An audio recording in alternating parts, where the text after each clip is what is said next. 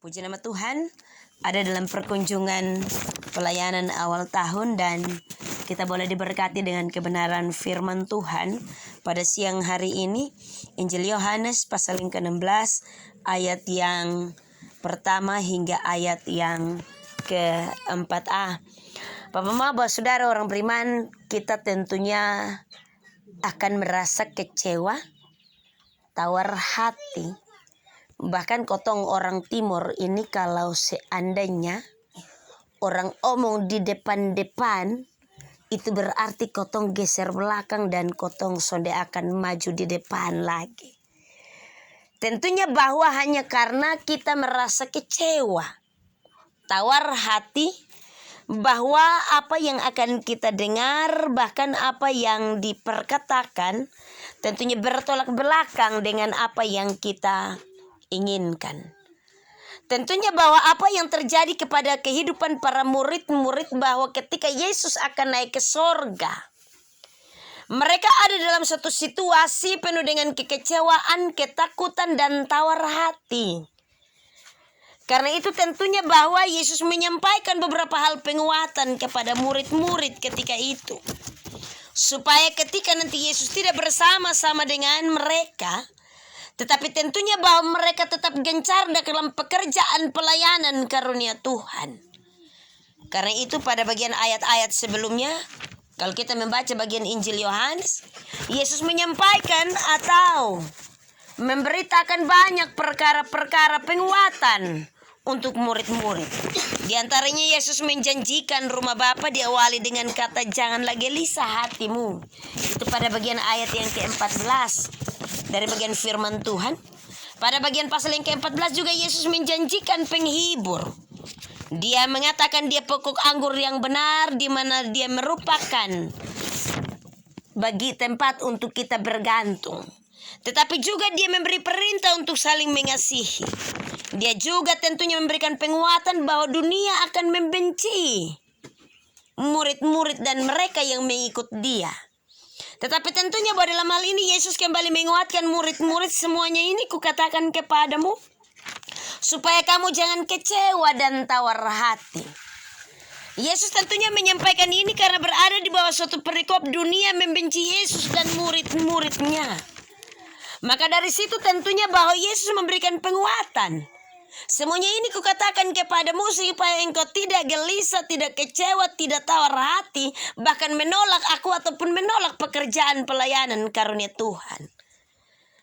Bapak Maba, saudara orang beriman yang sangat diberkati Tuhan, Yesus melanjutkan bahwa kamu akan dikucilkan, bahkan akan datang saatnya bahwa setiap orang yang membunuh kamu akan menyangka bahwa ia berbuat bakti bagi Allah. Ini satu penguatan dari Yesus kepada murid-murid.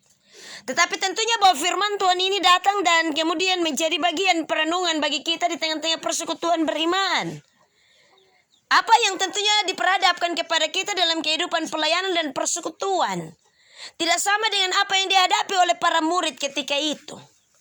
Tetapi tentunya juga bahwa kita akan berhadapan dengan pergumulan pelayanan yang kompleks. Kita ada di tengah-tengah persekutuan jemaat yang kompleks.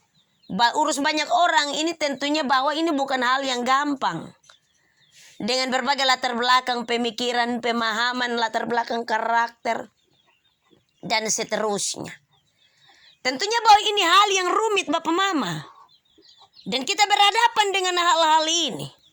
Terkadang bahwa ada banyak orang yang ketika dia benar bahwa mengambil keputusan melayani, tetapi ketika berhadapan dengan berbagai hal yang berbeda dengan prinsip, yang berbeda dengan karakter, pola pikir, dan seterusnya, maka orang terkadang juga kecewa dan mengambil keputusan untuk berhenti. Perjalanan pelayanan kita tentunya bahwa kita berhadapan dengan berbagai persoalan pergumulan dalam jemaat.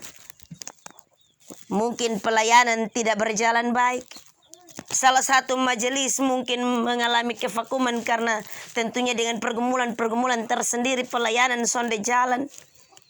Kita berhadapan dengan jemaat-jemaat yang tentunya dengan latar belakang yang berbeda. Kotong mau datang untuk pelayanan ibadah rumah tangga, tapi datang dong sudi kebun, supi urus sapi, supi urus babi, sudi kotif. Terkadang bahwa ini menjadi pergumulan-pergumulan yang mengecewakan. Dan pada dasarnya bahwa kehidupan kita di tengah-tengah persekutuan beriman, ada banyak hal yang terkadang bertolak belakang dengan apa yang kotong ingin capai. Kotong ada di tengah-tengah pergumulan pembangunan gereja Meriba. Benar bahwa semua kotong sudah terima gampang. Tetapi tentunya menuntut juga dalam persekutuan beriman kotong pun tenaga dan waktu. Kotong harus bagi antara gereja dan juga kotong pergumulan pribadi. Kalau satu son datang kotong spiti munu, kalau satu son debekin kotong bangun baku marah babakalai. Kalau ini dan itu kita mengalami kekecewaan. Terlalu ada banyak hal. Tetapi tentunya bahwa dalam hal ini mari kita belajar apa yang Yesus sampaikan kepada murid-muridnya. Dia bilang supaya kamu jangan kecewa dan menolak aku. Supaya ketika ini pelayanan yang kita jalankan, yang kita laksanakan, jangan menjadi beban dan kemudian kita menolak apa yang sudah Tuhan percayakan bagi kita. Tetapi kita melihat bahwa ini merupakan kasih karunia Tuhan yang Tuhan percayakan bagi tiap-tiap orang. Bapak, Mama, Bapak, Saudara, orang beriman yang sangat diberkati oleh Tuhan Yesus Kristus.